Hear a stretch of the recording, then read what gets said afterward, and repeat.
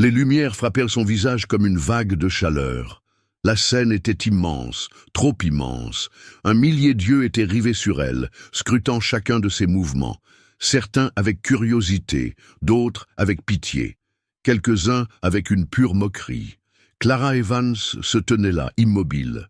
Le micro tremblait légèrement dans sa main, même si elle essayait de le stabiliser. Sa robe collait à son corps comme si elle n'était pas à sa place. Elle pouvait entendre les chuchotements bas et cinglants. Pourquoi est-elle là? C'est une blague? Pendant un instant, sa vision se brouilla. Non pas à cause des projecteurs, mais à cause du souvenir de toutes les fois où elle avait été ridiculisée, de tous les miroirs qu'elle avait évités, de toutes les auditions auxquelles elle n'était jamais allée, de tous les noms dont on l'avait traitée. Demi-face, marionnette, ratée. La voix de l'animateur résonna. Et maintenant, une performance très spéciale de Clara Evans. Silence. Un seul souffle s'échappa de ses lèvres. Puis la première note. Mais avant d'en arriver à ce moment, le moment qui a arrêté le monde, nous devons revenir en arrière. Revenons à cette fille timide au sourire tordu, qui osait croire que les choses brisées pouvaient encore produire de beaux sons. Car ce que vous allez entendre n'est pas seulement une chanson. C'est tout ce qu'elle n'a jamais pu dire. Avant de plonger plus profondément dans l'incroyable parcours de Clara, n'oubliez pas de vous abonner et d'activer la cloche de notification. Ce sont des histoires vraies que vous ne trouverez nulle part ailleurs, brutes, émouvantes et inoubliables. Rejoignez une communauté qui croit aux secondes chances, aux combats silencieux et aux voix qui s'élèvent contre toute attente. Clara Evans est née à Ashland, une petite ville de l'Est du Kentucky où tout le monde se connaissait et où tout se savait. Elle était la fille unique de Robert, un ouvrier du bâtiment aux mains calleuses et à la force tranquille, et de Linda, une professeure d'anglais au lycée qui ne cessait de s'inquiéter. Dès sa naissance, la vie de Clara a été différente.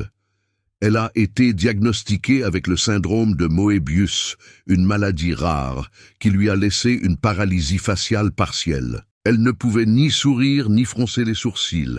Ses yeux ne clignaient pas de manière synchronisée. Les médecins ont qualifié son état de gérable. Les enfants à l'école le qualifiaient de flippant. En grandissant, Clara a essayé de disparaître. Elle s'asseyait au fond de la classe, enfonçait sa capuche sur son visage et marchait rapidement dans les couloirs. Chaque reflet, dans les vitrines des magasins ou dans les miroirs des toilettes, lui rappelait qu'elle n'était pas comme les autres. Et dans une ville où être différent signifiait être anormal, Clara avait l'impression d'être une erreur ambulante. Mais il y avait une chose qui la rendait heureuse, la musique.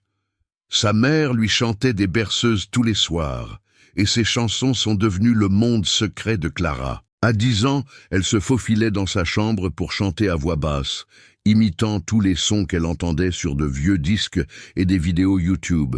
Elle aimait la façon dont les notes vibraient dans sa poitrine, dont les paroles donnaient voix à des sentiments qu'elle ne pouvait pas exprimer. Sa voix n'était pas puissante, elle se brisait parfois, mais elle était sincère.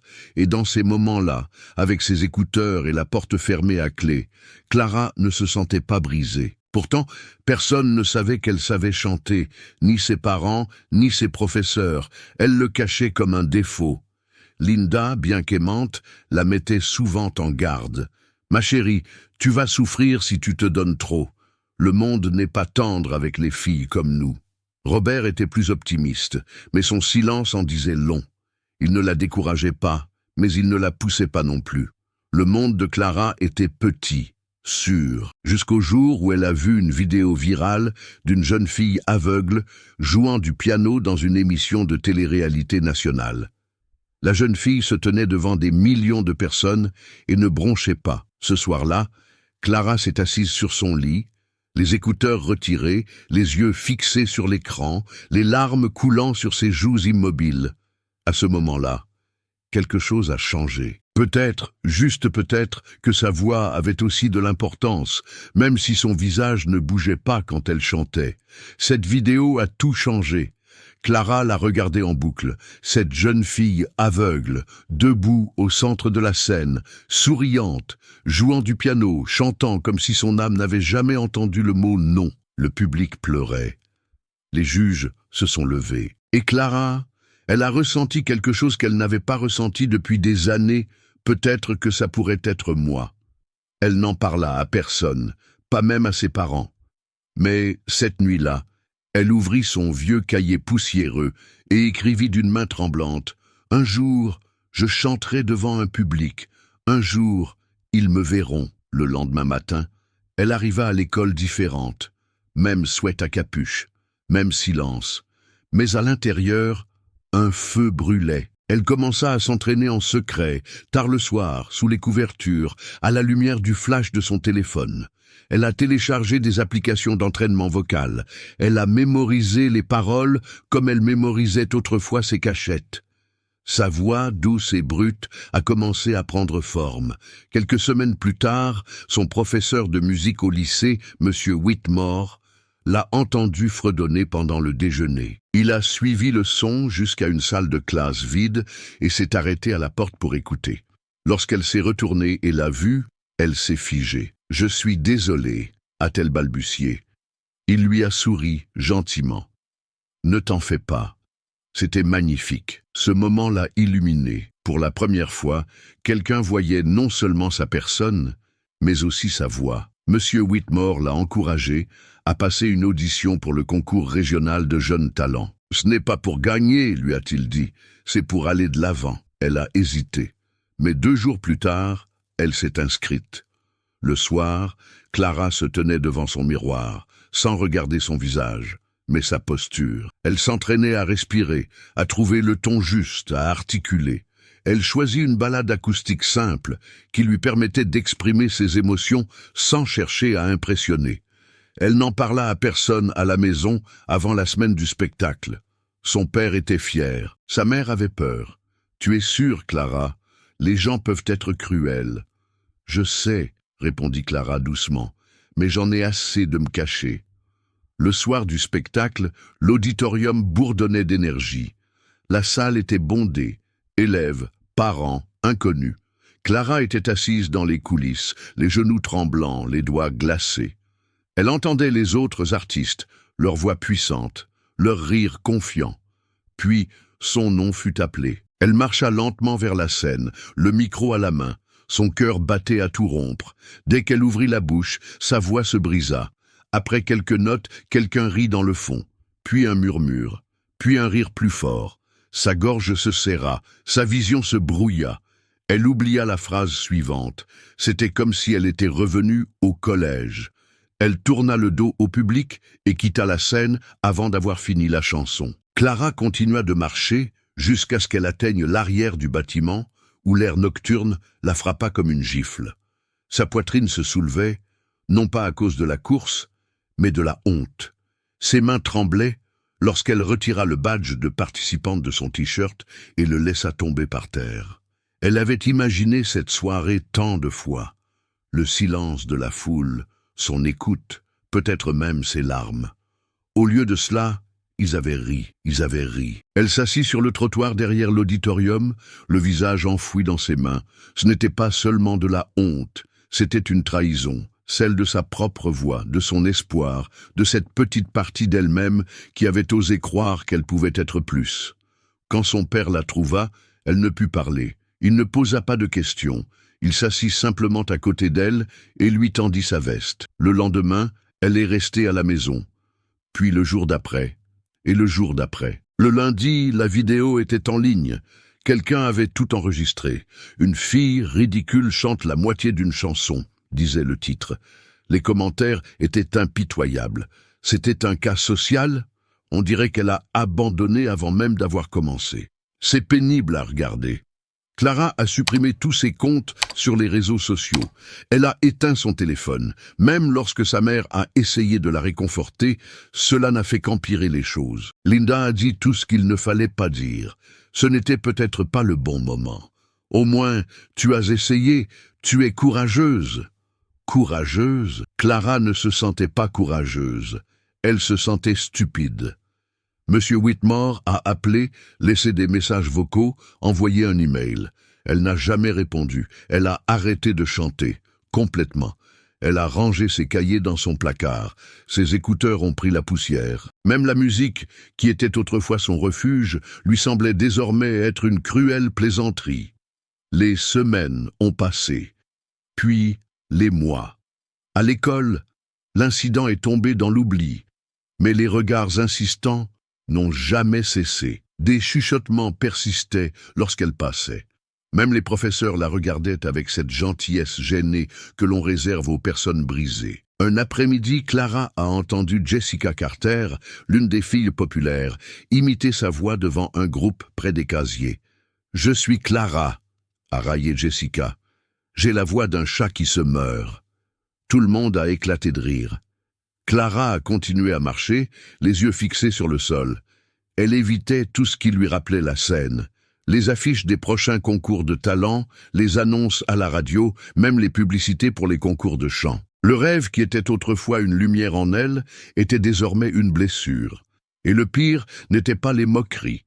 C'était le silence qui suivait, la pensée terrifiante que peut-être tout le monde avait raison. Clara ne parlait plus, sauf en cas d'absolue nécessité. À l'école, elle levait à peine la main. À la maison, elle répondait par monosyllabes. Elle se déplaçait comme une ombre dans sa propre vie, invisible, inaudible, indésirable. Les matins étaient devenus des combats. Se réveiller signifiait affronter un monde qui avait déjà jugé d'elle. Elle a commencé par sauter le petit déjeuner, puis tous les repas. Ses vêtements étaient de plus en plus amples, mais personne ne semblait le remarquer. Du moins, pas comme elle l'aurait voulu. Sa mère essayait. Linda frappait à la porte de Clara, laissait des petits mots sur sa commode. « Je suis toujours fière de toi. Tu es parfaite telle que tu es. Nous t'aimons. » Mais ces mots étaient comme des pansements sur une fracture.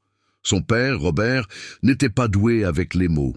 Mais parfois, elle le surprenait devant sa porte, en train d'écouter. Une fois, elle l'a entendu soupirer et se dire « Avant, elle chantait tout le temps. » La chambre de Clara est devenue un tombeau. Les rideaux étaient toujours tirés. Son ordinateur portable était toujours fermé. La guitare dans le coin prenait la poussière. Ses cahiers, autrefois remplis de paroles de chansons et de gribouillages, étaient restés intacts sous son lit. Le silence était assourdissant. Même la musique ne jouait plus. Elle ne pouvait pas le supporter. Chaque mélodie lui rappelait ce qu'elle avait perdu. Ou peut-être ce qu'elle n'avait jamais eu. Les rires de cette nuit-là résonnaient sans cesse dans sa tête. Il la suivait dans les couloirs. Il se cachait derrière chaque regard. Même dans ses rêves, elle restait figée sur scène, incapable de parler, incapable de chanter, incapable de bouger. Elle commença à tout remettre en question. Pourquoi avait-elle cru qu'elle pouvait être différente? Pourquoi avait-elle pensé que sa voix avait de l'importance? Pourquoi était-elle ici? Il y avait des nuits où elle restait éveillée, les yeux fixés au plafond, se demandant si le monde ne serait pas mieux sans elle. Cette pensée n'était pas forte, elle était silencieuse, rampante. Elle ne criait pas, elle murmurait. Peut-être que personne ne remarquerait, peut-être que personne ne s'en soucierait. Un soir, Clara se tenait devant le miroir de la salle de bain. Elle passa ses doigts sur le côté droit de son visage, celui qui ne bougeait jamais, qui ne souriait jamais. Son reflet la regardait d'un air vide, étranger, faux. « Je te déteste », murmura-t-elle. Et pour la première fois, elle le pensait vraiment. Le point de rupture survint un samedi après-midi froid. Elle était sortie faire une petite promenade, sa mère avait insisté pour qu'elle prenne l'air, mais elle avait fini par s'asseoir seule sur un banc dans un parc pendant des heures. Des enfants riaient à proximité. Un couple passait, main dans la main. De la musique provenait faiblement du téléphone de quelqu'un. Clara restait assise, immobile, engourdie, vide. Quand elle rentra à la maison, son père était assis à la table de la cuisine, les yeux fixés sur un vieil album photo. Sans un mot, il le tourna vers elle. C'était une photo de Clara à l'âge de 6 ans, debout dans le salon, les cheveux en bataille, la bouche grande ouverte en train de chanter, un micro en plastique à la main. « Tu as chanté pendant des heures ce jour-là, » dit-il doucement. « Tu te moquais bien de qui te regardait. » Clara regarda la photo. Cette petite fille au sourire en coin croyait que le monde était gentil. Elle croyait que sa voix pouvait remplir une pièce. « Elle me manque », ajouta Robert. Clara ne pouvait pas parler. Sa gorge se serra et les larmes lui montèrent aux yeux. Mais le sentiment qui suivit n'était pas seulement de la douleur, c'était quelque chose de plus profond, du chagrin, pour elle-même, pour la partie d'elle-même qui avait disparu, pour celle qui avait cru qu'elle avait le droit de rêver. Cette nuit-là, après que tout le monde fut endormi, Clara resta allongée dans son lit, fixant le plafond. L'obscurité lui semblait plus pesante que d'habitude, mais alors, quelque chose d'étrange se produisit. Sous sa porte, une petite enveloppe glissa dans la chambre. Elle se leva, le cœur battant, et la ramassa. Elle était simple, sans nom. À l'intérieur, un seul mot écrit à la main. « Tu ne me connais pas, mais j'ai vu ta vidéo. Et elle m'a fait pleurer, non pas parce que tu as échoué, mais parce que tu as eu le courage d'essayer. J'ai une fente palatine, et je n'ai jamais osé parler en public. Mais après t'avoir vu, je pense que je vais peut-être essayer. S'il te plaît, n'arrête pas de chanter. Le monde a besoin de toi plus que tu ne le penses. » Pas de signature. Juste ça. Clara s'assit par terre, le mot dans la main, et pleura plus fort qu'elle n'avait pleuré depuis des mois. Pas de honte, mais parce que pour la première fois, elle ne pleurait pas seule. Si ce moment vous touche, si vous vous êtes déjà senti invisible ou ignoré, prenez une seconde pour aimer cette vidéo et partagez votre histoire dans les commentaires. Votre voix compte ici. Et parfois, s'exprimer à petite échelle est le premier pas vers la guérison de quelque chose de beaucoup plus grand. La lettre est restée sous l'oreiller de Clara pendant plusieurs jours. Elle la lisait tous les soirs avant de s'endormir, suivant les mots du bout des doigts, essayant d'y croire. Le monde a besoin de toi plus que tu ne le penses. Était-ce vrai?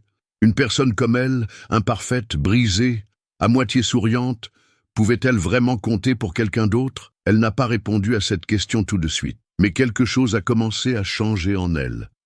Pas une transformation spectaculaire, digne d'un film. Juste une lueur, un souffle, la plus petite graine d'espoir. Une semaine plus tard, elle ouvrit son ordinateur portable pour la première fois depuis des mois. L'écran était brillant, inconnu. Ses doigts hésitèrent, puis tapèrent, échauffement vocal. Les sons familiers remplirent ses écouteurs, et avec eux vint quelque chose qu'elle n'avait pas ressenti depuis longtemps, la reconnaissance. Sa voix se brisa, sa gorge était serrée, mais elle chanta quand même, doucement, juste pour elle. Le lendemain, elle retrouva son vieux cahier. Les pages étaient se froisser, les coins déchirés. Sur la dernière page, elle avait écrit, après avoir vu le pianiste aveugle, « Un jour, ils me verront ». Elle relut ces mots 2 fois, puis ajouta un mot en dessous, encore. Elle se mit à chanter tous les soirs, rien d'ambitieux. Des chansons simples, des vieilles chansons. Parfois, elle se contentait de fredonner. Elle n'en parla à personne. Il ne s'agissait pas de prouver quoi que ce soit. Il s'agissait de ressentir à nouveau. À la rentrée, après les vacances d'hiver, Clara s'approcha de M. Whitmore après les cours. Il eut l'air stupéfait de la voir. « Je ne suis pas prête pour la scène, dit-elle, mais j'aimerais bien réapprendre, si vous voulez bien m'enseigner. » Il sourit comme si elle lui avait offert le monde. Leurs cours étaient calmes, privés. Ils avaient lieu tous les jeudis après-midi, dans l'arrière-salle du département de musique. Clara travaillait son contrôle respiratoire, son intonation, sa posture. Elle ne pouvait toujours pas sourire, mais elle pouvait ressentir. Et M. Whitmore l'aidait à mettre cette émotion dans chaque phrase. Un après-midi, après une séance particulièrement intense, il lui dit « Tu sais, Clara, ta voix n'est pas une question de perfection, c'est une question d'honnêteté. Et quand tu chantes comme ça, les gens écoutent. » Ce soir-là, elle s'assit sur son lit et s'enregistra en train de chanter. Juste l'audio, pas de vidéo. Pas de visage. Elle téléchargea l'enregistrement sur une chaîne YouTube privée, sans nom ni description. Juste un titre. Cover. Anonyme. Elle ne s'attendait à rien, mais en quelques jours, la vidéo a été vue plus d'1 millier de fois, puis 5 000, puis 10 000. Les commentaires ont afflué. Ça m'a fait pleurer. Qui que tu sois, merci. J'ai ressenti ça au plus profond de mon âme. Clara a lu chaque commentaire avec incrédulité. Aucun ne mentionnait son visage. Personne ne s'en souciait. Il n'entendait que sa voix. Et pour la première fois, elle a commencé à croire que cela suffisait peut-être. Clara n'a pas parlé de sa chaîne YouTube à ses parents. Pas encore. C'était comme un jardin secret qu'elle avait construit de ses propres mains, fragile et sacré. Mais les réactions ont allumé en elle une flamme qui s'était éteinte depuis longtemps. Ce n'était pas seulement de l'espoir, mais un but. Elle commença à enregistrer d'autres reprises. Toujours anonymement, toujours uniquement en audio. Chaque publication attirait plus de monde, plus d'histoires dans les commentaires. Une fille qui bégayait et qui voulait s'essayer à l'open mic. Un garçon qui avait arrêté de jouer de la guitare après un AVC, mais qui se sentait désormais inspiré pour recommencer. Des inconnus, dispersés à travers le monde, trouvaient dans la voix de Clara quelque chose qui leur donnait le sentiment d'être vus. Mais Clara savait qu'elle ne pourrait pas se cacher éternellement. Si sa voix avait une signification pour ces personnes, il était peut-être temps qu'elle cesse de cacher son visage.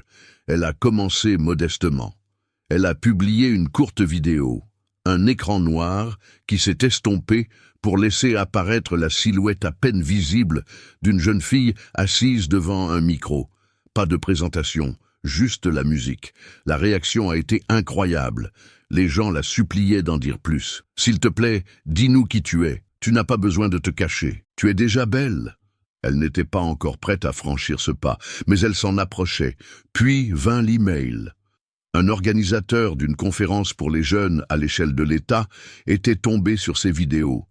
Il s'agissait d'un week-end d'ateliers et de performances sur la résilience et l'expression de soi. « Nous aimerions beaucoup que tu chantes. Peu importe si c'est uniquement en audio. Le simple fait d'entendre ta voix signifierait beaucoup pour nous. » Clara a lu l'email 5 fois avant de répondre, puis elle a fait quelque chose qu'elle n'avait pas fait depuis des mois. Elle est entrée dans le salon et a dit « Maman, papa, je dois vous parler ». Elle leur a montré la lettre. Elle a écouté l'un de ses enregistrements. Elle a regardé leur visage changer lorsque sa voix a rempli la pièce. Sa mère a pleuré. Son père n'a pas dit grand-chose. Il l'a simplement prise dans ses bras, comme lorsqu'elle était petite. Ils ont hésité lorsqu'elle leur a dit qu'elle voulait se produire en public, mais ils n'ont pas dit non. La semaine suivante, elle s'est rendue à sa première séance de coaching vocal, en dehors de l'école. Elle a travaillé sa posture, sa respiration, son expression. La coach l'a encouragée à se connecter à son corps, à ne pas le combattre. « Ta voix ne vient pas malgré ton visage », lui a-t-elle dit. « Elle vient à travers lui. » Clara a également rejoint un groupe de soutien local pour les jeunes présentant des différences faciales. Ils ont partagé leur peur, leur victoire. Pour la première fois, elle n'était pas la seule dans la pièce à savoir ce que c'était que d'être regardée simplement parce qu'elle existait. Elle a continué à s'entraîner. Sa voix est devenue plus forte, mais plus encore, sa présence s'est affirmée. Sa peur n'a pas disparu, elle a simplement cessé de la contrôler. La veille de la conférence, elle se tenait à nouveau devant le miroir. Le même sourire asymétrique, les mêmes yeux qui ne clignaient pas ensemble. Mais cette fois, elle n'a pas détourné le regard.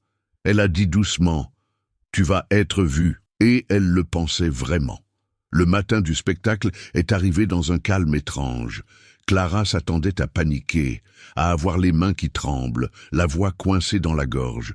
Mais au lieu de cela, elle était concentrée. Non pas parce qu'elle n'avait pas peur, elle avait peur, mais parce qu'elle avait choisi d'affronter sa peur plutôt que de la fuir. La salle était modeste par rapport à celle de sa dernière représentation, mais suffisamment grande pour faire naître tous ses doutes. Elle arriva tôt, répéta une fois sa chanson dans sa loge, puis s'assit seule, écoutant les sons étouffés des répétitions qui résonnaient dans le couloir. C'est alors que le trac la prit. Et s'il se moquait encore d'elle? Et si sa voix se brisait? Et si revenir sous les projecteurs signifiait être à nouveau brûlée vive? Elle serra dans sa main la petite enveloppe qu'elle avait apportée avec elle, la lettre anonyme qui avait tout changé. Elle l'avait lue tellement de fois que le papier était doux et effiloché sur les bords. Elle la gardait avec elle, non pas comme un bouclier, mais comme un rappel. Elle ne faisait pas cela uniquement pour elle-même. Un coup à la porte la fit sursauter. C'était M. Whitmore. Il avait fait des heures de route pour être là. Il lui sourit. « Quoi qu'il arrive là-haut, tu as déjà gagné. » Elle acquiesça, retenant ses larmes. « Merci de m'avoir vu avant moi. » Dans les coulisses, elle faisait les 100 pas. Elle écoutait la foule s'installer. Elle entendait les applaudissements pour l'orateur qui la précédait. Puis, juste avant qu'on l'appelle, son téléphone vibra. Un message de quelqu'un nommé Kyle Thompson. Elle faillit l'ignorer, puis l'ouvrit. C'était une photo. Un jeune homme sur scène lors d'un slam, un micro à la main, un appareil dentaire visible sur sa lèvre supérieure. La légende disait « Je l'ai fait. Grâce à toi. » Clara se couvrit la bouche et laissa couler ses larmes en silence. Son nom fut appelé. Elle est montée sur scène, ni lentement, ni timidement, mais avec détermination. Les lumières étaient à nouveau vives. Les visages étaient là. Mais quelque chose avait changé. Elle n'était pas là pour prouver quoi que ce soit. Elle était là pour créer un lien. Elle s'est présentée simplement. « Je m'appelle Clara Evans. Je pensais que ma voix n'avait pas sa place sur une scène comme celle-ci. Mais quelqu'un m'a rappelé que même les choses brisées peuvent encore chanter. » Puis, elle a chanté. La première note a tremblé, puis s'est stabilisée. Elle n'a pas chanté fort, mais avec sincérité.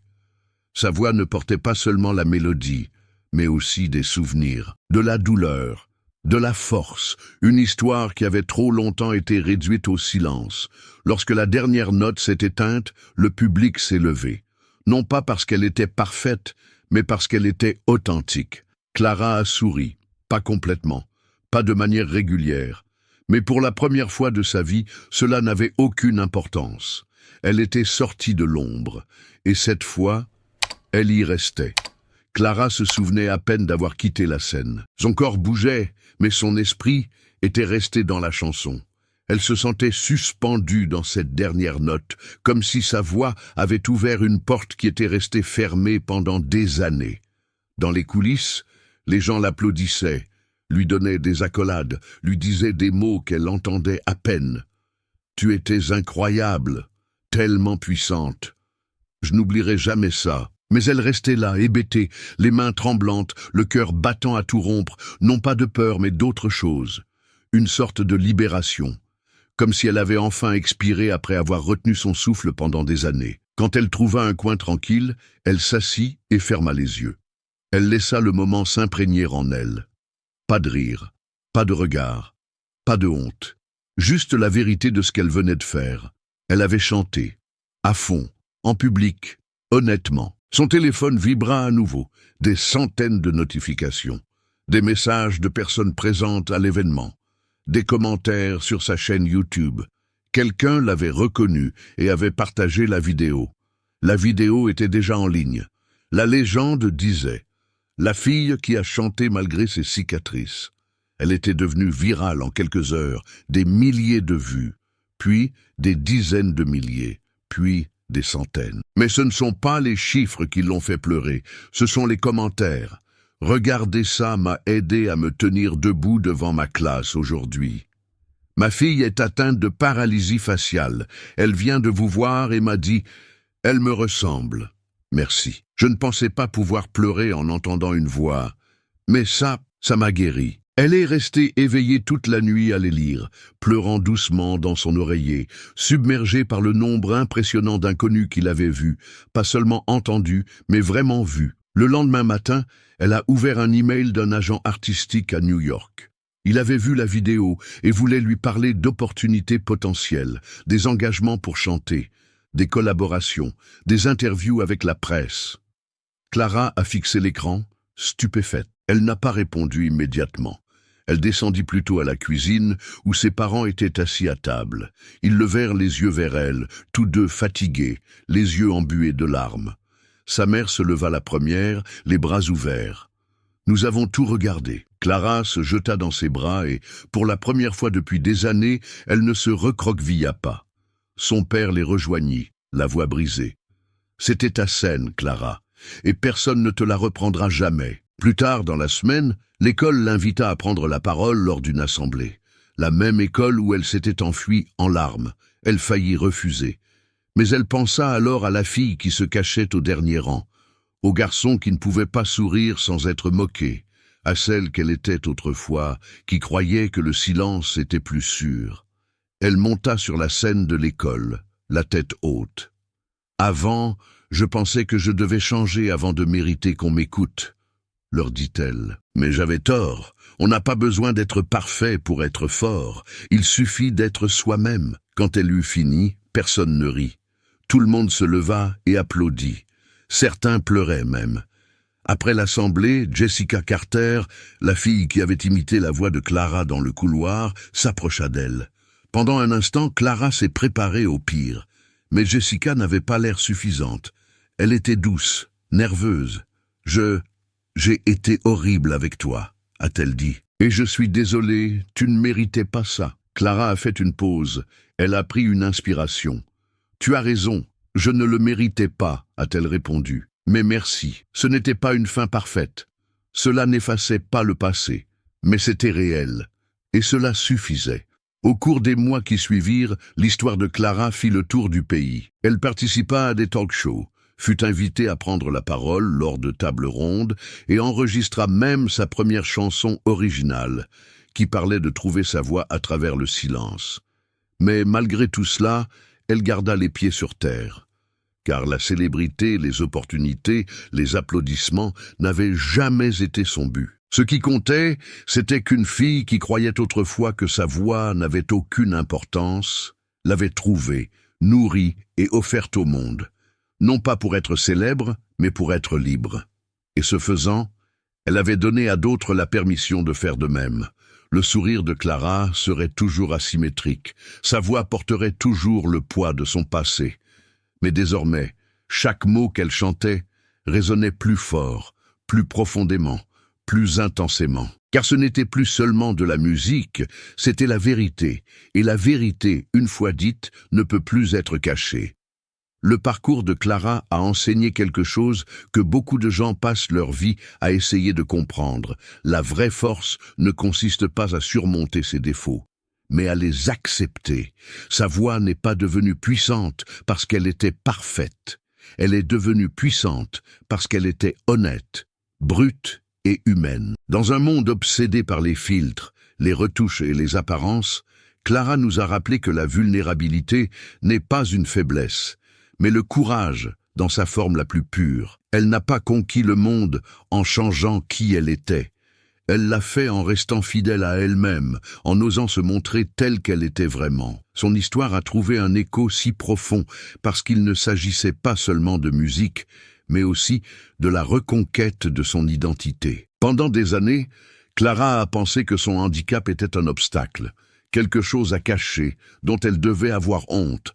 Mais lorsqu'elle a accepté sa vérité, celle-ci est devenue sa force.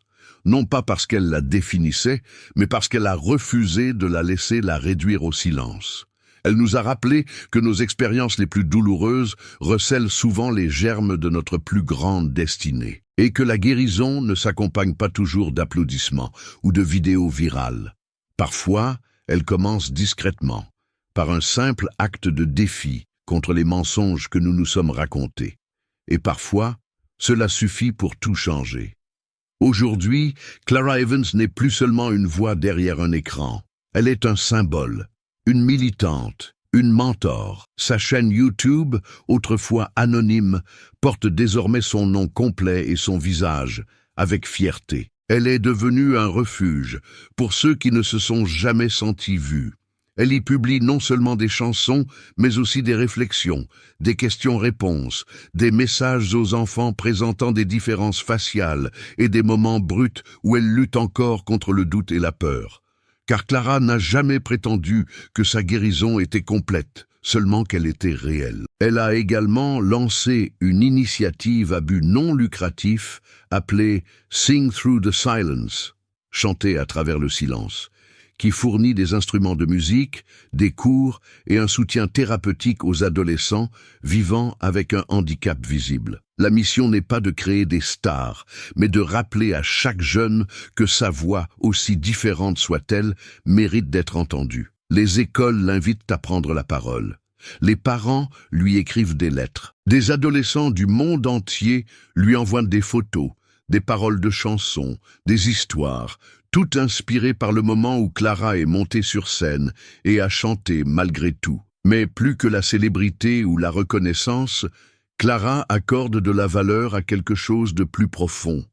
La paix, la certitude tranquille qu'elle n'a pas laissé le monde la définir, qu'elle a choisi de parler alors que le silence semblait plus sûr, qu'elle a donné une mélodie à sa douleur et transformé sa peur en carburant. Et ce faisant, elle a donné à des milliers de personnes le courage de faire de même.